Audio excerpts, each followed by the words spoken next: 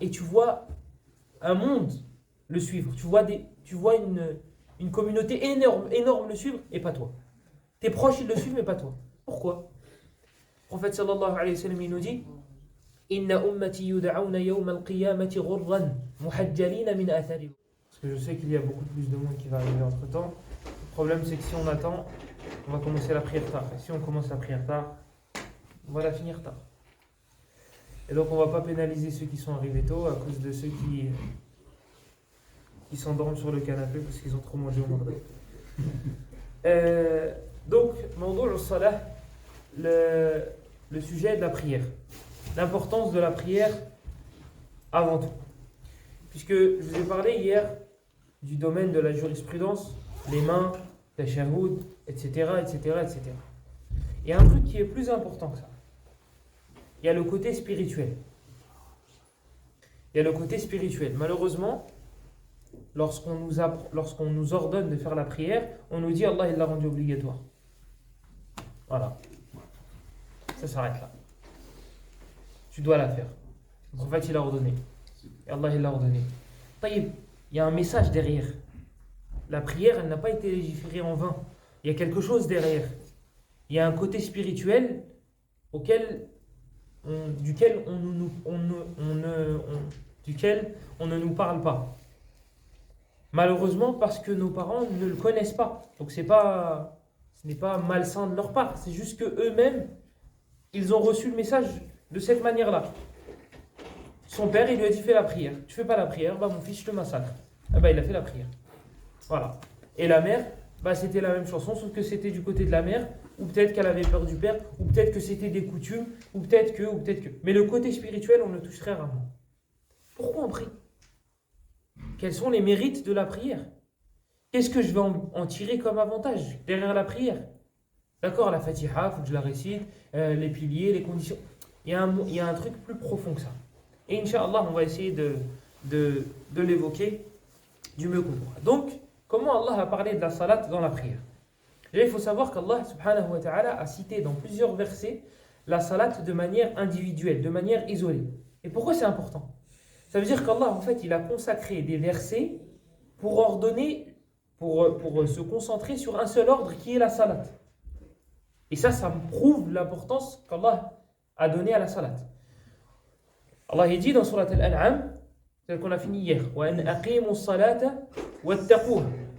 La surah d'après, qui est Al-A'raf, Allah il dit وَأَقِيمُوا وُجُوهَكُمْ عِنْدَ كُلِّ مَسْجِدٍ. Tous ces versets-là, Allah il n'ordonne que la salat dans ces versets-là. Dans Surat Al-Rum, وَأَقِيمُوا الصَّلَاةَ وَبَشِّرِ الْمُؤْمِنِينَ. Dans une autre salat, وَأَقِيمُوا الصَّلَاةَ وَلَا تَكُونُوا مِنَ الْمُشْرِكِينَ. ولماذا قال ولا تكونوا من المشركين مبينا أن الفرق بين المؤمن والمشرك هو الصلاة. Allah dans plusieurs versets, donc du coup je disais qu'il ordonnait la salat et seulement la salat. Et dans le dernier verset que j'ai cité, Allah il a dit et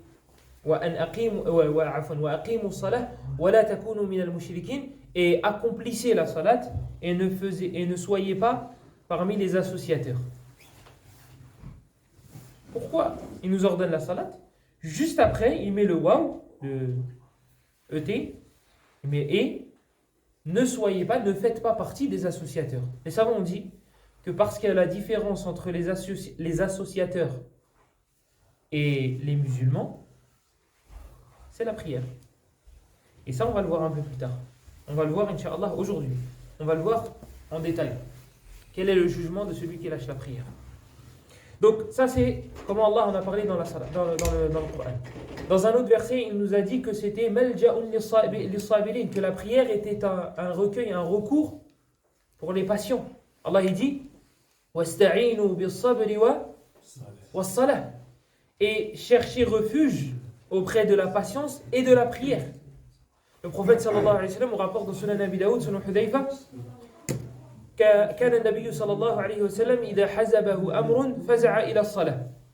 Le prophète sallallahu alayhi wa sallam, lorsqu'il avait une affaire importante, une grosse affaire, quelque chose qui était gros, فزع إلى الصلاة.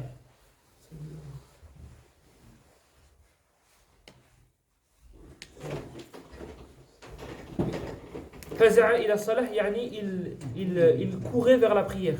Il courait vers la prière. Il accourait vers le fait de l'accomplir. Ibn Abbas, radiyallahu anhuma, on lui a annoncé la mort d'un de ses frères. On lui a annoncé la mort d'un de ses frères. Il s'est levé, il est parti prier. Il a fait 2 rak'at. Il a fait rak'atan, et ensuite il a dit wasta'inu bis sabri was salah. Il a cité le verset. Donc c'est un refuge. La prière, c'est un refuge pour les patients. Toi, quand tu es attristé par quelque chose, tu vas avoir une personne qui va te rassurer. Parce que tu sais qu'elle a les mots. Parce que tu sais qu'elle a vécu, elle a du vécu. Ce qui t'a touché toi, c'est de la rigolade à côté. Là, nous, on a Allah. Ceux qui prient, ils ont Allah. Mais ça ne pourra le comprendre que celui qui connaît le vrai sens de la prière. Et on en parlera, Inch'Allah, quand on parlera des causes pour être concentré dans la salat. Pareil, toujours dans le Coran, Allah, comment il a parlé de celle-ci, de la prière, il nous a dit qu'elle éloignait des turpitudes et des choses qui étaient blâmables. Inna salata tanha anil fahsha'i wal munkar. La salat éloigne des turpitudes et des choses blâmables. Regardez, subhanallah. Comment la salat, elle éloigne des choses néfastes, des choses négatives. Regardez comment Allah, il a divisé, il a éparpillé plutôt les horaires des prières. Pour que tu te rappelles de lui dès que tu te lèves. Pour que tu te rappelles de lui à midi. Pour que tu te rappelles de lui en milieu de l'après-midi. Pour que tu te rappelles de lui en début de soirée. Pour que tu te rappelles de lui en fin de soirée. Pour que tu te rappelles de lui tout le temps. Tu vas pour faire un péché, tu te mets debout devant Allah. Il y a une prière qui est légiférée. Tu fais des péchés, il faut que tu t'arrêtes parce que tu dois faire la prière de l'Asr. Tu fais des péchés après l'Asr, tu dois t'arrêter parce que tu dois faire le Maghrib. La prière t'empêche de faire ces turpitudes-là. C'est un rappel. C'est un rappel 5 fois par jour. Donc voilà pourquoi la salat éloigne des turpitudes et des choses blâmables. Maintenant, dans la sunna de notre prophète, sallallahu alayhi wa sallam, comment le prophète nous a parlé de la prière. Le prophète sallallahu alayhi wa sallam, il nous dit awwalu ma yuhasabu bihi al-'abdu yawm al-qiyamati salatuh. La première chose sur laquelle le serviteur sera questionné le jour de la résurrection, ça sera sur sa salat. Ça sera sur sa salat. Et d'ailleurs, il dit que si elles sont acceptées, si elles sont complètes, alors on regardera le reste des actions. Et si les prières obligatoires ne sont pas complètes, on va regarder dans les prières surérogatoires. C'est la chose dont on parlait lorsqu'on parlait de la prière de Tarawih, le mérite des prières surérogatoires et de Salat de Tarawih en particulier. C'est que ça va compléter tes manques. Ça va compléter tes manques. Taïb. Une personne qui ne prie pas, aslan, une personne qui ne prie pas, on va regarder quoi? Vu que c'est la première chose qu'on regarde, c'est sa prière. Si elle est bonne, on regarde le reste. Si elle n'est pas bonne, on regarde les prières surérogatoires. Taïb, lui, il n'a ni obligatoire ni surérogatoire. On fait comment? On ne va pas regarder le reste. De là, certains savants ont dit que celui qui ne prie pas, il est kafir. Il est mécréant. Et je vous ai dit, on va développer cet avis-là à la fin, Inch'Allah. Donc, c'est la première chose sur laquelle tu seras questionné, ta prière. ومن ذلك يعني من الفوائد أو من فضائل الصلاة التي استنبطت من سنة رسول الله صلى الله عليه وسلم أنها أفضل الأعمال. جاء في الصحيحين عن ابن مسعود أنه قال لرسول الله صلى الله عليه وسلم أي الأعمال أحب إلى الله؟ قال الصلاة على وقتها. قلت ثم أي؟ قال ثم بر الوالدين. قال قلت ثم أي؟ قال ثم الجهاد في سبيل الله. وجاء في السنن وعند مالك في الموطأ وفيه انقطاع عن ثوبان أن النبي صلى الله عليه وسلم قال استقيموا ولن تحصوا واعلموا أن خير أعمالكم الصلاة ولا يحافظ على الوضوء إلا مؤمن. لكن هذا الحديث حديث منقطع. الإمام أحمد يذكر أن سالما لم يلقى ثوبا. على كل حال هذا كلام لمن يحب علم الحديث. Donc parmi les mérites de la prière, c'est que c'est la meilleure des actions. Le prophète sallallahu alayhi wa sallam a été questionné par Abdullah ibn Mas'ud. Et Abdullah ibn Mas'ud, et regardez les questions des compagnons. Regardez les questions des compagnons. Il lui a dit Ayyul a'mali ahabbu ila Allah. Quelles sont les actions, quels sont les actes les plus aimés auprès d'Allah?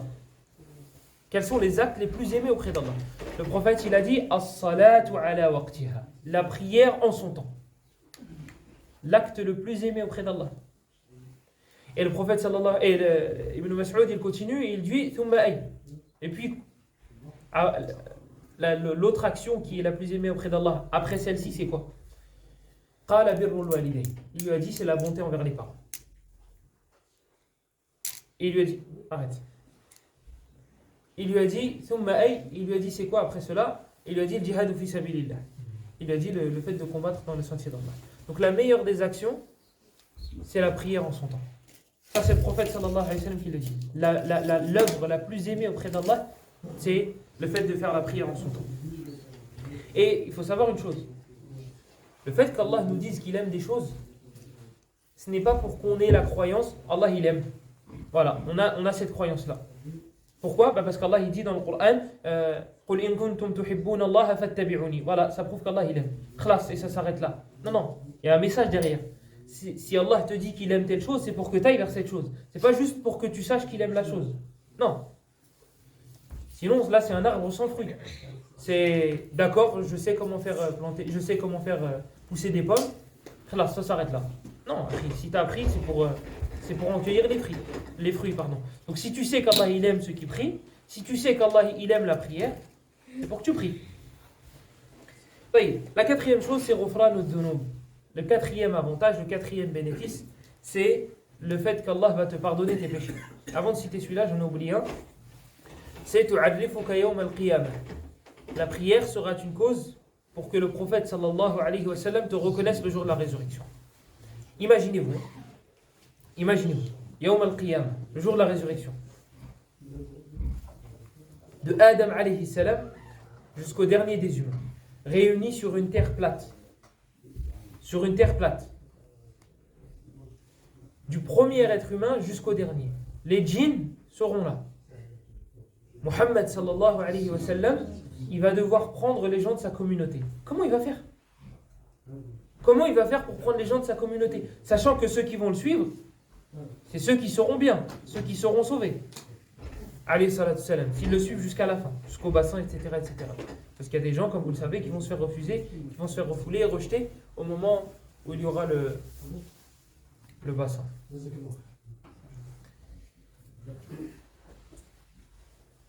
Wasta'inu bis-sabri was-salah.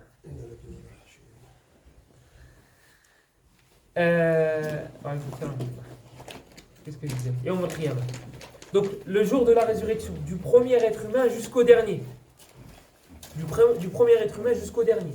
Réunis sur une terre plate. Ce jour-là, les prophètes auront peur. Un prophète, tu vas le voir, il te dit nafsi, nafsi. Moi d'abord. Moi, je veux me sauver et après, on verra le reste. Ta mère, l'être le plus cher, tu seras capable de la jeter pour ne pas que tu sois en enfer. Pire, tu pourras jeter la terre entière avec ta mère dedans pour que toi, tu sois sauvé. Et aller toute la terre entière en enfer et pas toi. C'est pas moi qui le dis. Hein. Fouillez dans le Coran. C'est Allah qui le dit. Et ce jour-là, toi tu vas voir Muhammad, sallallahu alayhi wa sallam, dont on t'a tant parlé. Il est là. Et il est en train de choisir des gens pour les sauver. Il est en train de choisir ses compagnons. Abu Bakr, Omar, Uthman, Ali, et tu les vois tous en train de partir. Et tu vois tes frères, tu vois tes copains que tu voyais aller à la mosquée. Et que tu ne suivais pas, ou tu les suivais que pendant le Ramadan. Parce que Allah, il était présent dans ton cœur que pendant le mois du Ramadan. Et tu te dis, Ya Rabbi, choisis-moi. Ya Rabbi, choisis-moi. Ya Rabbi, choisis-moi. Et tu ne choisis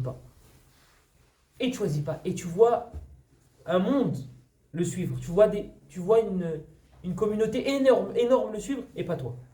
Tes proches, ils le suivent, mais pas toi. Pourquoi? Le prophète sallallahu alayhi wa sallam, il nous dit, Inna ummati yud'auna yawm al-qiyamati ghurran muhajjalina min athari al-wudu. Ma communauté seront appelés le jour de la résurrection grâce aux traces, je les reconnaîtrai grâce aux traces des ablutions. En fait, les ablutions sur terre vont laisser des traces dans l'au-delà. Ils vont laisser des traces sur ton visage. Yawm al-qiyamah, ce sera une lumière. Muhajjalina min athari al-wudu, c'est la lumière qu'il y aura sur le visage. Toi, comme tu as mis de l'eau pour faire tes ablutions sur terre, Allah il te l'a changé le jour de la résurrection par une lumière. Muhammad sallallahu alayhi wa sallam, il va te reconnaître comme ça le jour de la résurrection. Quand tu fais pas ta salat, quelle lumière tu vas avoir? Quelle lumière tu vas avoir? Ou tu priais un mois dans l'année, quelle prière tu vas avoir? Ou là tu priais Jumu'ah et le reste tu priais pas, quelle lumière tu vas avoir billahi alayk? Et comment il va faire pour te reconnaître dans les tas de gens qu'il y aura? Ça dépasse l'imagination de Adam alayhi salam. Regardez quand on voit le Hajj chaque année. On est impressionné, les gens ils s'écrasent, ils se bousculent, il y a des morts, etc. Et après de Adam alayhi salam, de Adam jusqu'au dernier être humain, sur une seule terre, sur une seule place. Et Mohammed il va récupérer que certaines personnes. Que certaines personnes. Tu vas dire quoi? Moi je suis algérien. Moi d'origine, je suis islam d'origine. Ou je suis marocain, ou je suis tunisien, ou je suis tel pays. Ou je suis le fils de tel. Non. La yanfa'uka nasabun, wala hasabun, wala malun, wala uddatun. Rien ne sera utile. Rien ne sera utile. Ni ta lignée, ni... Même tu descends du prophète. Et Allah, tu descends du prophète. Tu as une preuve concrète que tu descends du prophète. Il n'y a aucun traitement de faveur. Abu Talib, il est en enfer. Abu Talib, il est en enfer. Allah, il le dit. Innaka la tahdi man ahbabt. Tu ne peux pas guider qui tu veux. Taïb. La cause via laquelle tu seras sauvé, c'est ta prière. Ta prière. C'est comme ça que Mohammed sallallahu alayhi wa sallam a trouvé. Ta prière. Tes ablutions que tu faisais vont laisser des traces. Et là, il pourra te reconnaître le jour de la résurrection. Maintenant, on peut en venir au refrain de nous, le fait que les péchés seront pardonnés. Le prophète sallallahu alayhi wa sallam, il nous dit خمس صلوات افترضهن الله تعالى من أحسن وضوءهن وصلاهن لوقتهن إلى آخره وفي حديث هذا عند أبي داود وفي حديث آخر مثل الصلوات الخمس كمثل نهر جار غمر على باب أحدكم يغتسل منه كل يوم 5 مرات. وعليكم السلام ورحمة الله وبركاته.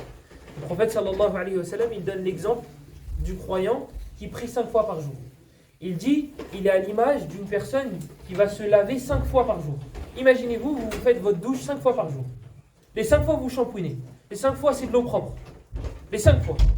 Est-ce qu'à la fin de la journée, à la fin de la 5e douche, vous allez être sale? C'est pas possible.